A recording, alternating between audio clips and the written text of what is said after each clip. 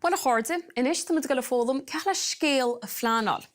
Inis tá riant céimeaí I gceist an seo. Ar dús an Scríobh. Siad an áit a bheits do scéal sa lonnaí. Beidir gúil tú de cheantar hain nó ar phleanáid eile nó beidir gúil tú san bháirge. Is féidir leat do ráha áit a chur an seo.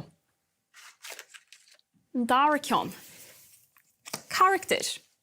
Inis beidir gúil scéal persanta atsa le ngén seocht agus gúil tú géir go mbeidh tú hain sa scéal agus go mbeidh do cháirde I ngéanach leat, nó beidir gúil tú géir duine nó daoine a dhéanamh suas agus ról a thuairt chomh sin. Chéad cheann eile, tús an scéil. Inis tá tú géir an léthóir nó na léthirí a bheála an seo. Mar sin, cá tú cur síos má a dhéanamh ar an Scríobh agus na character. Lár an scéil. Inis tá tú géir go mbeidh casa go cheanal cíns in seo. Ans go bhána na léthirí leat. Agus beidir go mbeadh fáib nó rud cíns le réiteach roimhéire an scéil. An sin, deire an scéil. Agus mar a dúirt muid an seo, beidir go mbeadh fáib le réiteach.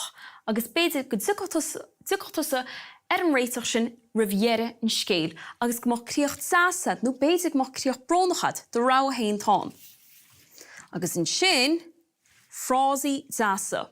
Inis tá tú géir go mbeidh neart frásaí deasa agus gaeilge-foghlaim atsa iad a scéalsa agus bíú go mór it seo ar fad a phleanáil roimhré. Ans go mbeidh siad réileáil agus ú scríobh. Inis tá mise go le mo scéal hain a phleanáil in seo. Tá sa muid leis a chéad cheann arís Scríobh. Inis, tá mbeidh gur scéal persanta a scríobh mar sin ba se lonnaí I mo cheantar. Chéad cheann eile, arís, scéal persanta atá gceist in seo, mar sin ba me hain agus mo cháirde Seán agus Siobhan in seo.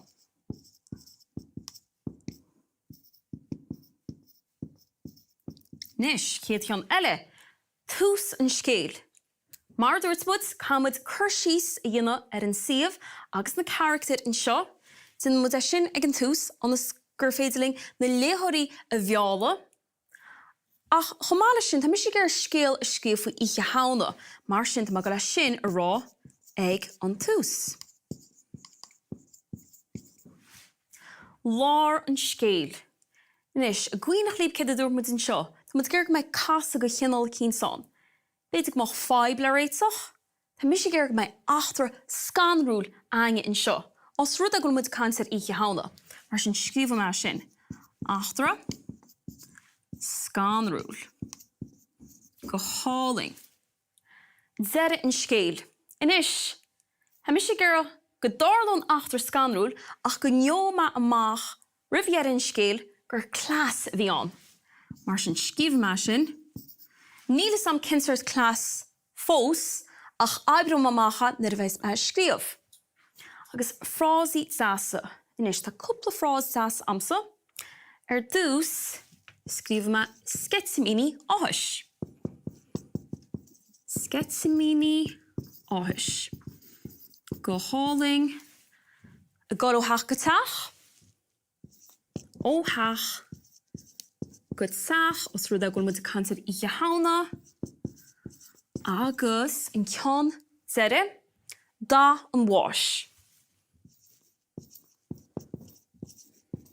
Os rud a gúil muid caint ar achtar scanrúil ar Oíche Shamhna.